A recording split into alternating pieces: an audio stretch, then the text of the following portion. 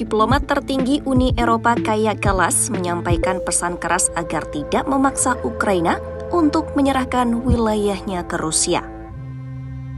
Menurutnya, membiarkan Rusia mempertahankan wilayah yang direbut dengan kekerasan sama saja memberi hadiah atas agresi militer.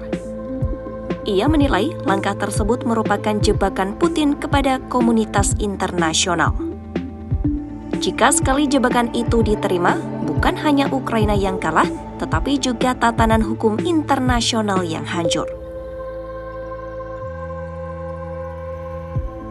Dalam hal penyerahan wilayah, Donbas menjadi pusat sorotan. Sudah lebih dari 1 dekade, Rusia mengeklaim Donbas sebagai wilayah bersejarahnya. Agresi militer memaksa lebih dari 1,5 juta warga Ukraina mengungsi dari tanah mereka.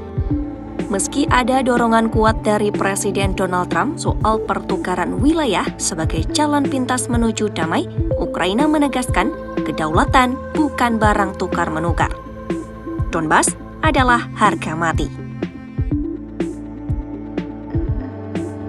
Kallas juga berbicara soal jaminan keamanan. Ia menegaskan dokumen atau janji di atas kertas tidak cukup untuk menyelesaikan konflik. Yang terpenting adalah kekuatan nyata di lapangan. Menurutnya, jaminan terkuat adalah tentara Ukraina.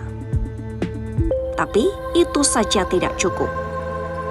Ukraina membutuhkan sokongan Eropa, pelatihan, peralatan, hingga dukungan militer langsung.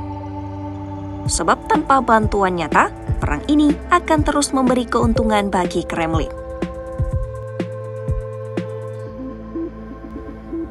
Dari Washington hingga Alaska, Donald Trump seolah menambah kerumitan diplomasi.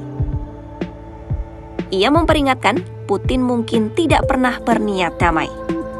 Namun, Trump memberi tenggat waktu 2 minggu untuk menilai hasil perundingan damai. Di sisi lain, pada pertemuan di Alaska, Putin justru dinilai mendapat semua yang diinginkannya. Dari sambutan hangat hingga kemungkinan pelonggaran sanksi. Alih-alih terdorong untuk kompromi, Putin malah semakin percaya diri. Eropa pun angkat suara.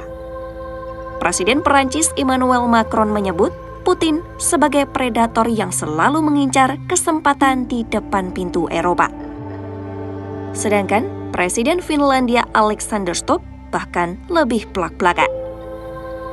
Ia menilai Putin jarang sekali bisa dipercaya. Skeptisme ini menggambarkan keraguan mendalam apakah Rusia benar-benar mau duduk di meja perundingan dengan niat tulus. Di sisi lain, Presiden Ukraina Volodymyr Zelensky menunjukkan sikap tegas dengan menyatakan siap bertemu Putin dalam format apapun. Tapi hingga kini, tidak ada tanda-tanda dari Moskwa untuk serius menjalani negosiasi. Zelensky bahkan menuding Rusia justru menghindari dari kewajiban bertemu.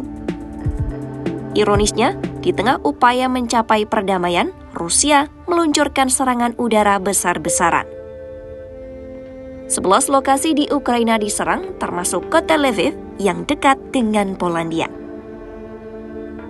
Serangan ini mengakibatkan 1 orang tewas dan belasan luka-luka.